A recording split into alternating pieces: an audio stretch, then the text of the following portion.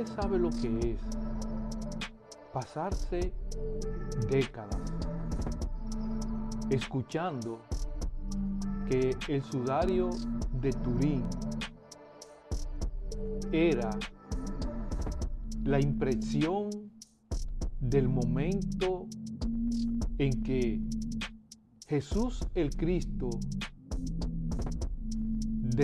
despegaba su alma en el momento de morir después de la crucifixión.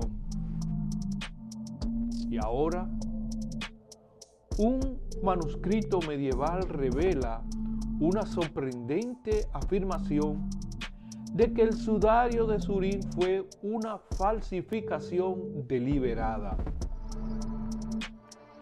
Pocos relicarios en la historia cristiana han suscitado tanta fascinación, devoción y controversia como el sudario de Turín. Una pieza de 14 pies de largo, en lino, que presenta la tenue y escalofriante imagen de un hombre que parece haber sido golpeado, azotado y crucificado.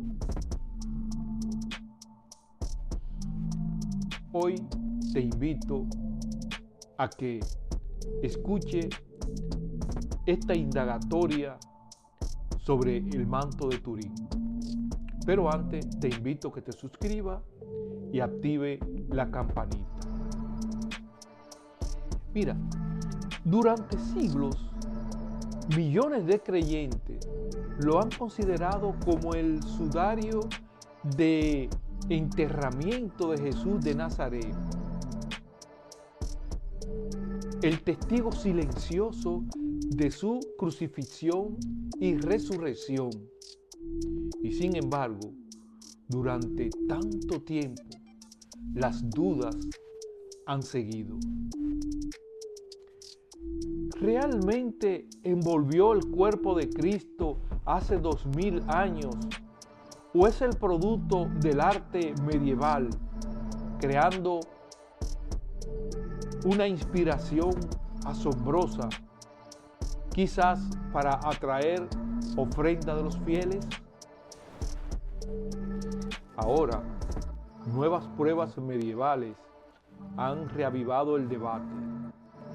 Un texto recientemente descubierto revela que Nicole Oresme, uno de los intelectuales más respetados del siglo XIV, desestimó el sudario como un fraude mucho antes de que la ciencia moderna tratara de conversar sobre él. Nicole Oresme, una voz de la razón en la Edad Media. Nicole Oresme puede que no sea un nombre familiar en el día de hoy, pero en su tiempo fue una figura destacada, teólogo, filósofo, matemático y más tarde obispo de Lisieux.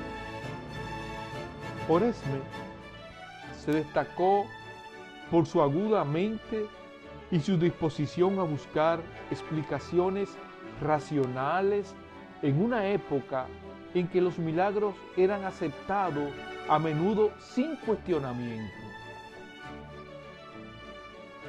En un tratado escrito entre 1355 y 1382, Oresme advirtió contra el engaño clerical, señalando el sudario de Turín, entonces conocido como el sudario de Lirey, como un ejemplo flagrante de engaño. Argumentó que los clérigos estaban fabricando reliquias para atraer a los peregrinos y sus ofrendas. sus palabras eran directas, incluso bruscas. Muchos de estos clérigos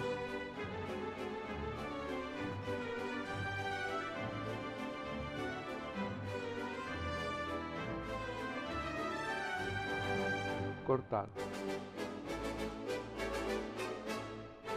Sus palabras eran directas, incluso bruscas. Muchos de esos milagros, insistía, no eran más que un truco diseñado para manipular la devoción.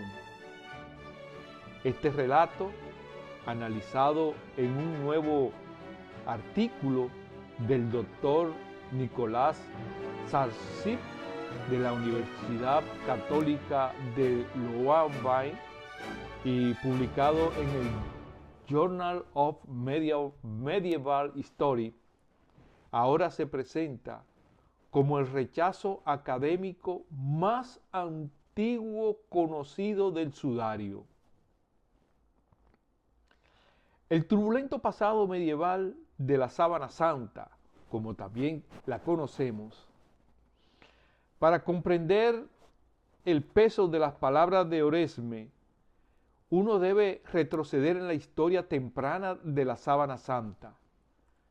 La tela apareció públicamente por primera vez en el pequeño pueblo de Lireilles, en la región francesa de Champagne, a mediados del siglo XIV. El clero local afirmó que no era otro que el sudario funerario de Cristo, como era de esperar. Los peregrinos acudieron en masa a verlo, creyendo consigo que ese era realmente real. Oraciones, devoción y ofrendas financieras, el cual era el objetivo, se logró en ese momento. Pero no todos estaban convencidos. En 1355, el obispo de Troyes ordenó la remoción de la Sábana Santa después de que las investigaciones revelaran prácticas sospechosas, incluidos milagros escenificados, unos milagros escenificados. Durante décadas, la reliquia permaneció oculta. Solo a finales del siglo XIV reapareció, e incluso entonces en condiciones cautelosas. El Papa Clemente VII permitió que se volviera a exhibir, pero solo con la condición de que se presentara como una representación de la Sábana Santa de Cristo, no como un artículo genuino. En 1389, el obispo Pierre Darcy fue más allá, escribiendo un memorándum al Papa que condenó el sudario como un fraude y una tela manufacturada. En este contexto, el rechazo de Oresme adquirió un nuevo significado. Sus escritos sugieren que las dudas sobre la sábana no se limitaban a unos pocos obispos locales, sino que era lo suficientemente extendida como para llegar a París, y estaban siendo expresadas por algunos de los académicos más respetados de la época. Fe, fraude y anhelo humano. ¿Por qué una reliquia inspiraría tanto la devoción? ¿Por qué? La respuesta radica en el poder emocional de los objetos de fe. En la Edad Media, las reliquias no eran simplemente artefactos sagrados, eran conexión viva con lo divino, un anclaje físico para la creencia en un mundo a menudo sacudido por plagas, guerras e incertidumbres. Mirar la sábana era sentirse más cerca del sufrimiento de Cristo, tocar algo que se creía testigo de la mayor historia de redención en la historia humana. Incluso los escépticos levantaban dudas. Muchos creyentes optaban por ver la imagen no como evidencia de ser probada, sino como un misterio sagrado a ser venerado. Este anhelo humano de contacto con lo divino explica por qué la sábana santa sobrevivió a la condena, el escepticismo y al escrutinio científico. No se trata solo de si era real, sino de lo que significaba para quienes la veían. La ciencia entró en el debate. En siglos más recientes, la ciencia moderna ha tomado el relevo de todos los críticos medievales.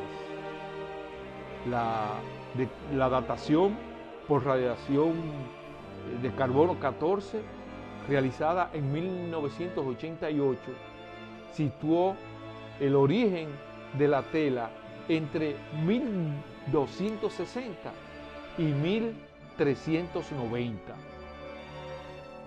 Un resultado consistente con el rechazo del siglo XIV de Oresme. Otros análisis han sugerido que la imagen fue producida utilizando técnicas artísticas, posiblemente con pigmento o calor. Este año, un estudio publicado por Arqueometría concluyó que la tela había sido probablemente envuelta alrededor de una escultura, en un lugar de un cuerpo real. Un análisis basado en 3D reveló distorsiones en la imagen inconsistente con la forma de una figura humana real. El poder de la crítica de Oresme, el estudio del doctor Sarsip, destaca por qué el rechazo de Oresme se destaca en la historia, a diferencia de muchos críticos. Oresme no estuvo personalmente involucrado en la disputa sobre la sábana santa. No tenía nada que ganar atacándola.